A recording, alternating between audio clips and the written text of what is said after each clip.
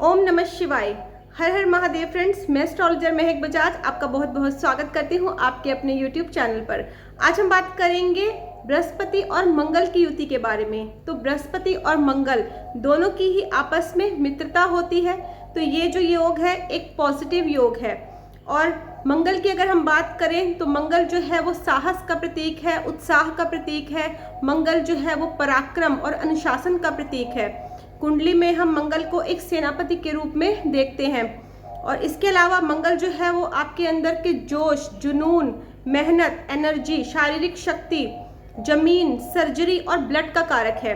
और वहीं अगर हम बृहस्पति की बात करें तो बृहस्पति जो है वो एक सात्विकता, शुभता, समझदारी, आध्यात्मिकता, पाठ पूजा, जितनी भी धार्मिक क्रियाएं हैं वो हम बृहस्पति से देखते हैं। इसके अलावा हाई लेवल के एजुकेशन यानी कि उच्च शिक्षा और सुख, समृद्धि, बरकत और धन तथा गोल्ड के कारक हैं। और बृहस्पति और मंगल दोनों ही जो ग्रह हैं वो आपस में मित्र हैं। जब दोनों ग्रह एक साथ आते हैं तो यहाँ पर अब आपके ऊपर किस तरह का इसका प्रभाव पड़ेगा इसके बारे में हम बात करेंगे। बृहस्पति देवता जब कुंडली में जिस भी घर में आते हैं उस घर से संबंधित चीज़ों में वृद्धि कर देते हैं, और जिस भी ग्रह के साथ आते हैं तो उस ग्रह की क्वालिटीज़ और उस ग्रह की जो क्वांटिटीज़ को भी ये बढ़ा देते हैं। तो अब बृहस्पति देवता जब मंगल के साथ आएंगे तो मंगल से हम भूमि देखते हैं, जमीन देखते हैं। तो यहाँ पर देखा गया है कि ऐसे व्यक्ति के पास जमीन जायदाद बहुत ज़्यादा मात्रा में होती है। ऐसे व्यक्ति को हम जागीरदार भी बोलते हैं, क्योंकि ऐसे व्यक्ति के पास बड़ी मात्रा में प्लॉट होते हैं। कुछ इनको पुश्तैनी मिले होते हैं, अपने बड़े बुजुर्गों से मिले होते हैं, और कुछ ये बाद में और भी खरीद लेते हैं।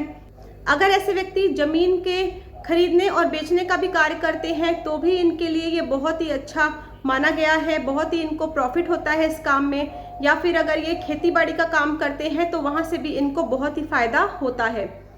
ऐसे व्यक्ति जो होते हैं वो अपनी ज्ञान और एक अपनी बहुत ही अच्छी नॉलेज के कारण लोगों पर बहुत ही अच्छा प्रभाव डालते हैं। ऐसे व्यक्ति के अंदर बहुत ही ज़्यादा कॉन्फिडेंस होता है, कॉन्फिडेंस लेवल इनका बहुत ज़्यादा हाई होगा। और ऐसे व्यक्ति जिसके कारण अपनी लाइफ में सक्सेस को प्राप्त करते हैं, तो ये इनकी एक पॉजिटिविटी की निशानी है। ऐसे व्यक्ति को पता होता है कि कौन सी परिस्थिति में कौन सा कार्य करना है, और ये सही समय पर हमेशा सही डिसीजन लेते हैं। ऐसे व्यक्ति बहुत ही साहसी होते हैं। अगर ये मिलिट्री फोर्स ज्वाइन कर लेते हैं तो वहाँ से भी इनको फ़ायदा होता है। इसके अलावा अगर ऐसे व्यक्ति जो हैं वो स्पोर्ट्स में चले जाते हैं, स्पोर्ट्स फील्ड में जाते हैं, तो वहाँ पर भी इनको सक्सेस मिलती है।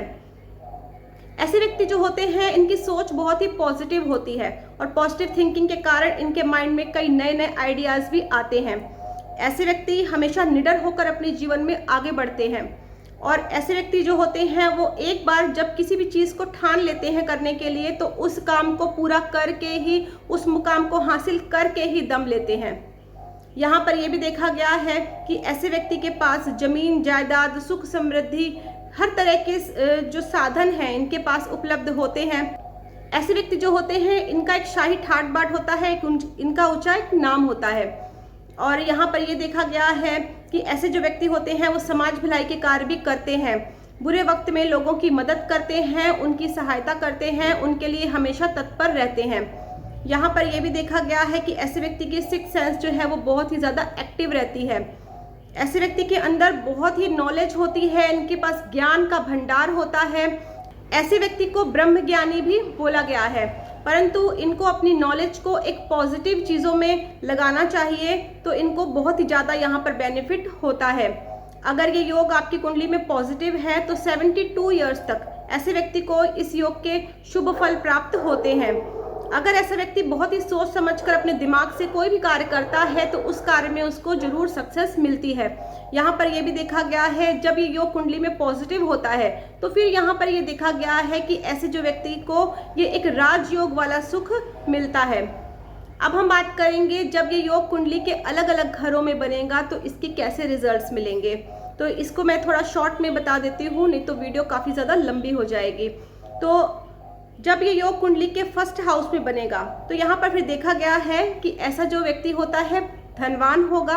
ऐसे व्यक्ति के पास ज्ञान बहुत होता है, स्पिरिचुअल नॉलेज बहुत होती है, इनको बहुत ही महाज्ञानी भी बोला गया है। और यहाँ पर ये भी देखा गया है कि जब फर्स्ट हाउस में लगन में बृहस्पति और मंगल एक साथ आते हैं तो अब राहु और केतु कुंडली में कहीं भी होंगे अपने शुभ फल ही देते हैं। जब ये योग कुंडली के सेकंड हाउस में बनता है तो यहाँ पर देखा गया है कि ऐसे जो व्यक्ति हैं वो बहुत ही ज़्यादा बुद्धिमान होंगे और ऐसा व्यक्ति जो है वो अपनी बुद्धि द्वारा धन कमाता है। यहाँ पर यह भी देखा गया है कि ऐसे जो व्यक्ति होते हैं वो बहुत ही ज़्यादा पावरफुल होते हैं, इनके अंदर एक लीडरशिप क्वालिटी होती है। जब ये योग कुंडली के थर्ड हाउस में बनता है तो यहाँ पर देखा गया है कि ऐसे व्यक्ति को अपने बड़े बुजुर्गों द्वारा पुश्तैनी जायदाद मिलती है और ऐसे व्यक्ति बहुत ही पाठ पूजा करने वाले भी होते हैं। जब ये योग कुंडली के फोर्थ हाउस में बनता है तो यहाँ पर देखा गया है कि ऐसे व्यक्ति के घर में पुरुषों की संख्या अधिक होती है, परंतु उनको अपने घर को चलाने के लिए यहाँ पर देखा गया है बहुत मेहनत करनी पड़ती है और सभी को अलग अलग कार्य करना पड़ता है। जब ये योग कुंडली के फिफ्थ हाउस में बनता है तो यहाँ पर देखा गया है कि ऐसे व्यक्ति की जब पुत्र संतान होती है तो संतान होने के बाद ऐसे व्यक्ति का जो भाग्य है वो चमक जाता है, खासकर अगर वो संतान जो है उसका जन्म बृहस्पतिवार को या फिर मंगलवार को हुआ हो। और अगर ऐसा व्यक्ति बहुत ही ज़्यादा दानी स्वभाव का है, दान पुण्य करने वाला है, तो फिर यहाँ पर देखा गया है कि ऐसा व्यक्ति जो है वो एक सुखी और संपन्न जीवन जीता है। ऐसे व्यक्ति हमेशा प्रसन्न रहता है, इसके परिवार वाले भी हमेशा खुश रहते हैं और इनका जो घर परिवार है, इनका जो जीवन है वो हरा भरा रहता है। जब ये योग कुंडली के सिक्स्थ हाउस में बनता है तो यहाँ पर देखा गया है कि ऐसा जो व्यक्ति है वो अपने परिवार में बड़ा होगा और ऐसे व्यक्ति का जो धन है वो बहुत ही ज़्यादा बीमारियों में खर्च होता है। ऐसे व्यक्ति के ऊपर कर्ज भी हो सकता है। जब ये योग कुंडली के सेवंथ हाउस में बनता है तो यहाँ पर देखा गया है कि यहाँ पर ऐसे व्यक्ति की जो मैरिड लाइफ है थोड़ा डिस्टर्ब रहती है। ऐसे व्यक्ति जो होते हैं इनके स्पाउस के साथ काफ़ी ज़्यादा लड़ाई झगड़ा हो सकता है। इनके स्पाउस के साथ अनबन होने के कारण यहाँ पर सेपरेशन और डिवोर्स तक के चांसेस भी बन जाते हैं। जब ये योग कुंडली के एट्थ हाउस में बनता है तो यहाँ पर ये योग इतने अच्छे रिजल्ट्स नहीं देता है, क्योंकि बृहस्पति जो है वो ऑक्सीजन का कारक है, मंगल जो है वो ब्लड है, और जब ये दोनों ग्रह खराब होते हैं तो यहाँ पर एक बड़ी बीमारी का रूप ले लेते हैं। यहाँ पर ये योग जब नेगेटिव होता है तो व्यक्ति को कोई ना कोई ब्लड से रिलेटेड प्रॉब्लम हो सकती है, खून से संबंधित बीमारी यहाँ पर हो सकती है, या फिर ब्लड कैंसर भी व्यक्ति को हो सकता है। इसके अलावा जॉइंटिस, लीवर, किडनी से संबंधित परेशानियाँ भी व्यक्ति को रहती हैं। जब ये योग कुंडली के नाइन्थ हाउस में बनता है तो यहाँ पर देखा गया है कि ऐसे जो व्यक्ति होते हैं इनके पास धन, सुख, समृद्धि भरपूर मात्रा में होती है। इनके पास जमीन जायदाद बहुत अच्छी होती है, हर तरह की सुख सुविधाएं इनके पास मौजूद होती हैं।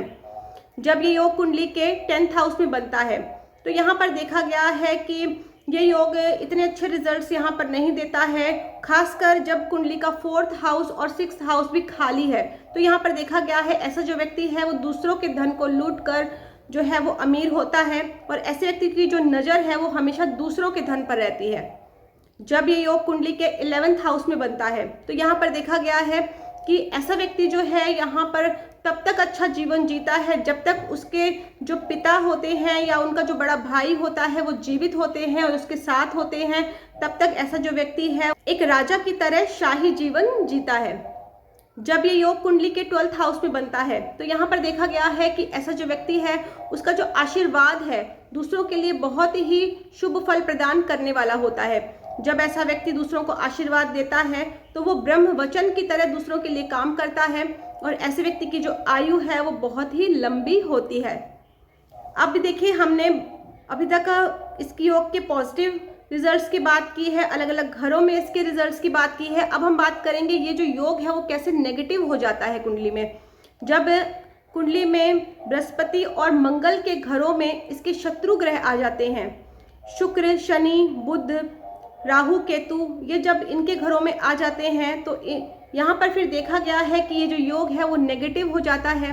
फिर यहाँ पर ये देखा गया है कि ऐसे जो व्यक्ति हैं बहुत ही ज़्यादा कठोर स्वभाव के हो जाते हैं, बहुत ही जिद्दी स्वभाव के हो जाते हैं, और ओवर कॉन्फिडेंस के कारण ये अपने बनते हुए कामों को भी बिगाड़ लेते हैं। इनको ब्लड से रिलेटेड कोई ना कोई बीमारी यहाँ पर लगी रहती है, किसी ना किसी तरह से ये जो है परेशान रहते हैं, इनके ऊपर कर्ज भी हो सकता है। तो अगर ये योग आपकी कुंडली में भी बन रहा है और अगर आपको यहाँ पर नेगेटिव रिजल्ट्स मिल रहे हैं तो यहाँ पर हम कुछ उपाय करके इस योग को हम पॉजिटिव कर सकते हैं।